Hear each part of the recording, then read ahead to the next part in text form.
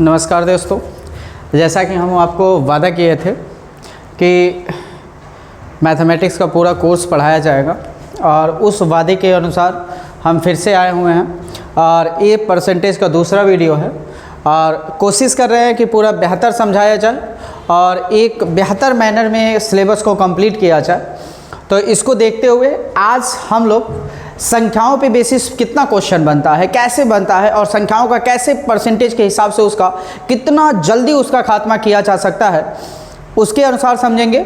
और संख्याओं पे बेसिस आपका क्वेश्चन बनेगा और कैसे संख्याओं में परसेंटेज का इंक्रीमेंट होता है, कैसे डिक्रीमेंट होता है, ये सारा चीज़ें देखेंगे। तो हमारे साथ बने रहिए और एक बेहतरीन आप एक काम करिएगा ज़रूर, जब भी आप तैयारी कर रहे होंगे, चाहे यूट्यूब से कर रहे होंगे चाहे कहीं से भी, तो अपने साथ कॉपी और पेन लेके रखिए और उस क्वेश्चन को लगाने का कोशिश करिए और अपने पास उसका बढ़िया नोट्स बनाइए कि जिससे आपका बेहतर समझ सके कि इन फ्यूचर आपको ये चीज़ें मिल सके। जितना बढ़िया प्रैक्टिस करेंगे उतना ही बढ़िया मैथ होगा। तो आज परसेंटेज का दूसरा वीडियो है और दूसरे वीडियो में हम देखते हैं कि पहला क्वेश्चन और कैसे संख्याओं पे ये चीज़ें क्वेश्चन चल रहा है और कैसे इसका खात्मा किया जा सकता है, कितना जल्दी से जल्दी ख़त्म किया जा सकता है इस क्वेश्चन को, आज इसके बारे में समझते हैं।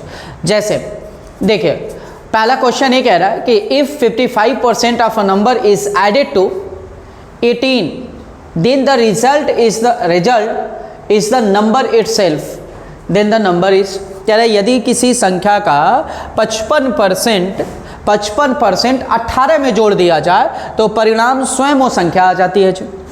अब जरा बस आपसे एक बात पूछना है भैया, बस इतना सा बताइए मुझे कि अगर मैं एक चीज़ आपसे पूछूं, बस आप उसका जवाब दीजिएगा कि कोई भी संख्या कितना परसेंट होगी जी, तो आप कहेंगे सर कोई भी संख्या तो 100% होगी। कोई भी अगर संख्या देखा जाए तो कितना परसेंट होगी? 100%। और इस 100% में आप 55% ले चुके हैं जी, 55% ले चुके हैं और ख़ुद वो संख्या बनाना है तो आप अगर परसेंटेज में देखेंगे तो कितना जोड़ना पड़ेगा? 45%। कितना जोड़ना पड़ेगा? 45%। और आप जोड़ क्या रहे हैं? तो आप कह रहे हैं कि 55% में कितना जोड़ा जा रहा है? 18 है। यानी मेरे कहने का मतलब ये है कि जो ये 45% है ना, यही 18 है। ये जो 45% है वो कितना है? 18 है। तो मैं सीधा सीधा लिखता हूँ कि ये जो 45% का वैल्यू है ना, वो कितना है? 18 है। कितना है? 18 है। ठीक है। अब 9 से भाग दे दीजिए, 9 पंचे 45, 9 पंचे 45 और 9 दूना 18। यानी मैं सीधा सीधा कह सकता हूँ कि 5% की वैल्यू क्या होगी? तो आप कहेंगे 2 होगा और मुझे तो संख्या कितनी थी? 100%, यानी 100 बनाना है। तो हम सीधा सीधा कहेंगे इसमें आप 20 से गुणा करिए और इसमें भी 20 से गुणा करिए, 100 बन चुका है। यानी 20 दूना 40, वह संख्या कौन सा है? 40 है और ऑप्शन नंबर सी आपका करेक्ट है। क्या आप समझ पा रहे हैं बात को? एक बार फिर से समझा देते हैं, समझ जाइए इस क्वेश्चन को। कह रहा है कि एक संख्या है 55% में 18 अगर जोड़ दिया जाए तो हम कैसे 100% कोई भी संख्या होगी उसमें 55% है, 45% है। इसमें अगर इस 55% में 18 जोड़ रहे हैं तो 100% टोटल बन जा रहा है। यानी जो बचा हुआ 45% है वही 18 है। तो 45% का वैल्यू 18 है, तो 1% का वैल्यू या 5% का वैल्यू, हम 1% का इसलिए नहीं निकालें कि डायरेक्ट हमें पता है कि 5 को आराम से 20 से गुणा करेंगे तो 100 आराम से बन जाएगा जी। तो 20 पंचे 100 यानी 100% का जो वैल्यू होगा वो कितना होगा? 40। यानी ऑप्शन नंबर सी आपका करेक्ट होगा। आज संख्या पे जितना क्वेश्चन बन रहा है सबका खात्मा किया जाएगा और यदि एकदम आसान भाषा में समझा जाएगा इस क्वेश्चन को। ठीक है, नेक्स्ट क्वेश्चन पे चलते हैं। एक बार क्वेश्चन आप देख लीजिए, एक बार आप इस क्वेश्चन को देख लीजिए।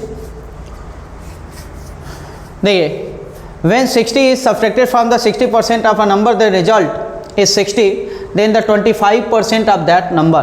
कह रहा है जब 60 को किसी संख्या के 60% से घटाया जाता है तो परिणाम 60 आता है। जब 60 को किसी संख्या के 60% से, मैं सीधा सीधा इसके अकॉर्डिंग ही क्वेश्चन को करता हूँ कि क्या इसमें क्वेश्चन में है, क्या इसका कहानी है, ज़रा समझते हैं इसकी कहानी क्या चल रही है। कह रहा है, देखिए, कह रहा है कि 60 को किसी संख्या के 60% से, कोई संख्या 100 होता है तो मैं सीधा सीधा कह दूं कि 60%, एकदम कॉन्सेप्ट समझिए, 60% में से अगर हम 60 घटा दें ना तो उत्तर आपका आता है 60। तो क्या मैं सीधा सीधा कह सकता हूँ कि 60% का जो वैल्यू है, 60% का जो वैल्यू है ना, वो आपका 60 इधर जाके जुड़ जाएगा, यानी 120 है। क्या इस बात को समझ पा रहे हैं? यानी 60% का ही वैल्यू 120 है। तो यहाँ से अगर मैं 1% का वैल्यू निकाल दूँ तो 1% का वैल्यू आएगा 2, और मुझे निकालना है वह संख्या तो हम संख्या कहेंगे, या सीधे 5% का वैल्यू निकाल लीजिए। देखिए जी, यहाँ 12 से भाग दे दीजिए, तो 12 से भाग देंगे तो कितना हो जाएगा? 5%, और 5% का वैल्यू कितना आ गया? 10। 5% का वैल्यू कितना आ गया? 10 आ गया जी। और मुझे निकालना 25%, तो बस 5 से इधर गुणा कर दीजिए और 5 से इधर गुणा कर दीजिए, यानी 25% का वैल्यू सीधा सीधा उत्तर में आ चुका है कितना? 50, यानी ऑप्शन नंबर आपका बी करेक्ट होगा। ठीक है जी, समझ पा रहे हैं? यानी कि सीधे संख्या में से हमने कहा कि 60% में से अगर 60 घटा देंगे तो उत्तर आपका 60 आ रहा है। यानी टोटल हम कह सकते हैं कि 60% की जो वैल्यू होगी ना 120 होगा। ठीक है, इधर जाके प्लस हो जाएगा, तो यहाँ से हम 5% की वैल्यू निकाले हैं, तो 5% की वैल्यू 10 है और मुझे निकालना है टोटल 25%, तो 25% का वैल्यू हो जाएगा 5 का मल्टीप्लाई कर दीजिए, यानी कि 10 × 5 = 50, यानी ऑप्शन नंबर बी आपका करेक्ट होगा। क्लियर? आगे बढ़ा चलिए जी, नेक्स्ट क्वेश्चन देखिए, दिख रहा आपको? कह रहा जब किसी संख्या का 14 सही 2/7 यानी when 14 2/7% of a number is added to that number the result comes 800, find the number। कह रहा यदि किसी संख्या का 14 2/7% उस संख्या में जोड़ दिया जाए तो परिणाम आपका 800 आता है। मैं सीधा सीधा कह दूं कि बस यहाँ से सीधा सीधा समझा जाए कि भैया 14 8/2/7 का, यानी कि 14 2/7 का मतलब क्या होता है? 1/7, यानी मैं सीधा कह दूं कि वह संख्या है 7 और आप 1 जोड़ रहे हैं उसमें, यानी 7 का 14 2/7% 1 होता है, यानी टोटल आप बना दे रहे हैं 8, और इसी 8 का वैल्यू क्वेश्चन में है 800। तो आप कहेंगे 1 का वैल्यू क्या हो जाएगा भाई? 1 का वैल्यू हो जाएगा 100 रुपये, तो 7 का वैल्यू क्या हो जाएगा? 700। यही संख्या पूछ रहा था, तो संख्या क्या हो जाएगी? 700। जहाँ ऑप्शन में होगा आप लगा लीजिए, ऑप्शन नंबर बी सही होगा, ऑप्शन नंबर बी सही हो जाएगा। क्लियर है? चलिए अब नेक्स्ट देखा जाए, समझ पा रहे हैं आप लोग? यानी कह रहा है कि जब एक संख्या का 14 2/7%, यानी 14 2/7% का मतलब होता है 1/7, यानी 7 रुपये हमारे पास था, 1 रुपये और जोड़ के आपने 8 रुपये बना दिया, यानी 8 रुपये का ही वैल्यू कितना है? 800। तो 1 का वैल्यू कितना हो जाएगा? 100 रुपये। जब 1 का वैल्यू 100 रुपये तो 7 का वैल्यू 700, यानी वह संख्या क्या है? 700 है। आगे बढ़ा जाए, चलिए नेक्स्ट क्वेश्चन आप पढ़ लीजिए। जब किसी संख्या का 11 सही 1/9% उस संख्या से घटा दिया जाए तो परिणाम 480 आता है। कितना आता है? 480। कितना घटा रहे हैं? 11 सही 1/9%। अगर 11 सही 1/9% मैं सीधा सीधा यहाँ से पूछूं कि भैया 11 सही 1/9% क्या है, तो आप कहेंगे सर 1/9 है, यानी 9 रुपये में से आप 1 रुपये ले रहे हैं, और 9 रुपये में से 1 रुपये आप ले रहे हैं, तो बच कितना रहा? 8 रुपये, और इसी 8 का वैल्यू क्वेश्चन में दे रखा है 480 रुपये। अगर 8 का वैल्यू 480 यानी 8 कुर्सी का दाम 480 है, तो 1 कुर्सी का दाम आप आराम से निकाल सकते हैं 60 रुपये।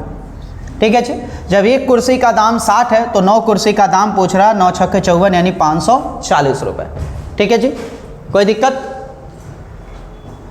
ऐसे क्वेश्चन बनते हैं, आराम से संख्या पे बनते हैं, और संख्या को आराम से खात्मा किया जा सकता है, एकदम आपको बिना सोचे समझे इसको आराम से, बिना पेन कॉपी उठाए भी इसको, जब आप प्रैक्टिस में हो जाएंगे तो बिना पेन उठाए आप कर सकते हैं ऐसे क्वेश्चन को। ठीक है जी, नेक्स्ट क्वेश्चन पे चलते हैं। चलिए देखिए, 180 के 35% में कितना घटा दिया जाए कि योग, कितना घटा दिया जाए कि योग 360 के 25% के आधे के बराबर हो जाए, कि ओ कह रहा है कि what is to be subtracted from 30% of 180 so that यहाँ पे की जाए, ताकि 360 के 25% के आधे के बराबर हो जाए। 360 के 25% के आधे के बराबर हो जाए। पहले इसी को निकाल लेते हैं। 25% का मतलब 1/4, और 1/4 यानी यहाँ भाग दीजिए, 4 से काटेंगे तो कितनी बार में जाएगा जी, 9 चौको 36 यानी 90 हो गया।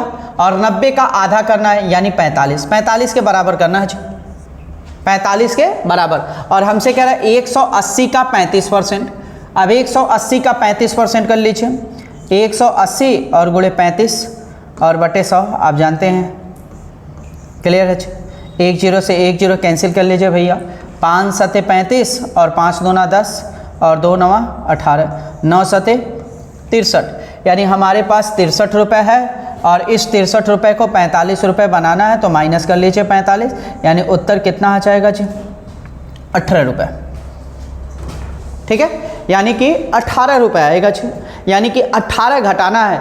180 के 35% में से 18 घटा दीजिए, आपका 360 के 25% के आधे के बराबर आ जाएगा।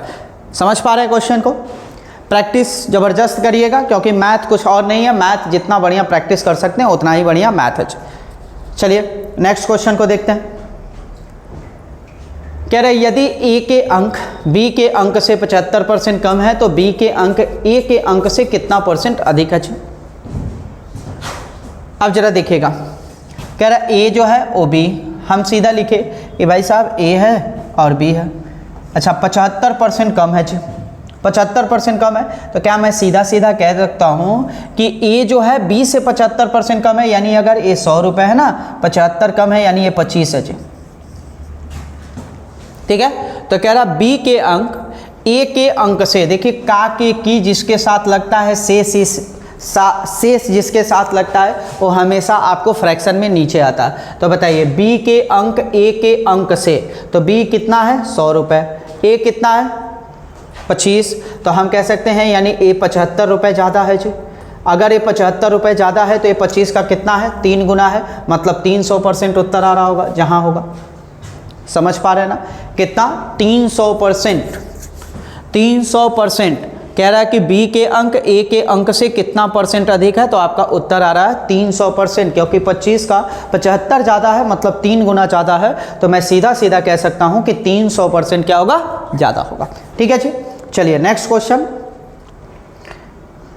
देख लीजिए।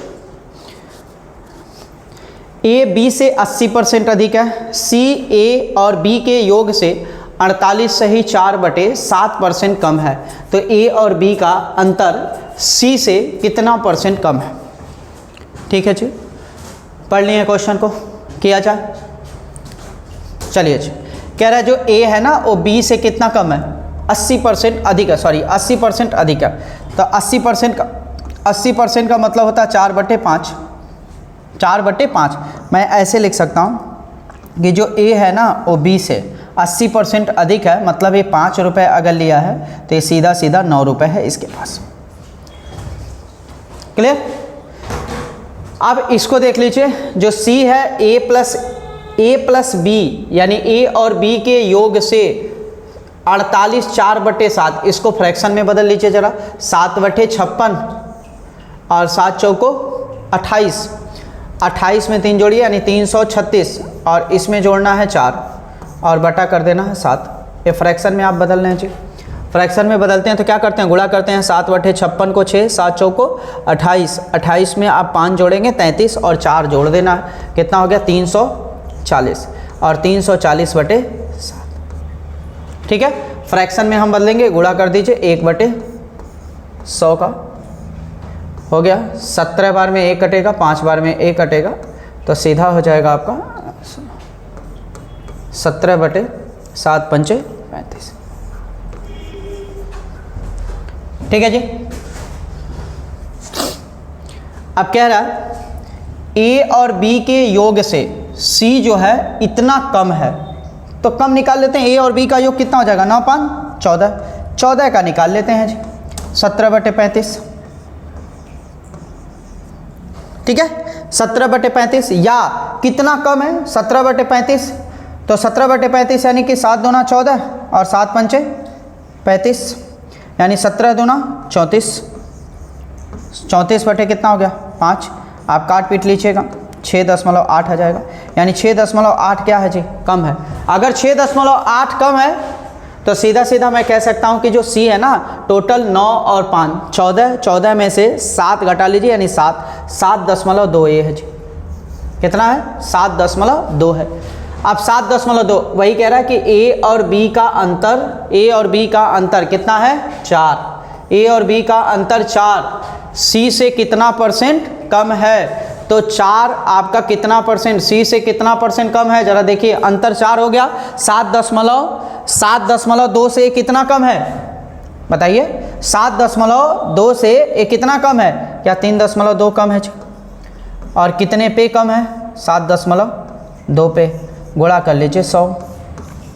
ठीक है, तो ये हो गया 32/72, यानी कि हम 4 से काट दें, 4/32 या 8 से काट दें, 8 चौक को 32, 8 9 72, यानी कि 400 बटे कितना हो जाएगा?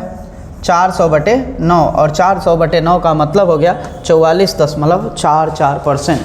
ठीक है जी, 44.44%। थोड़ा सा कैलकुलेशन था, क्योंकि हमें ये लग रहा था कि बस इसको बदलने में थोड़ा सा समय लग गया, इसको बदलने में थोड़ा सा समय लग गया। जो 17/35 आया, यही समय लग गया।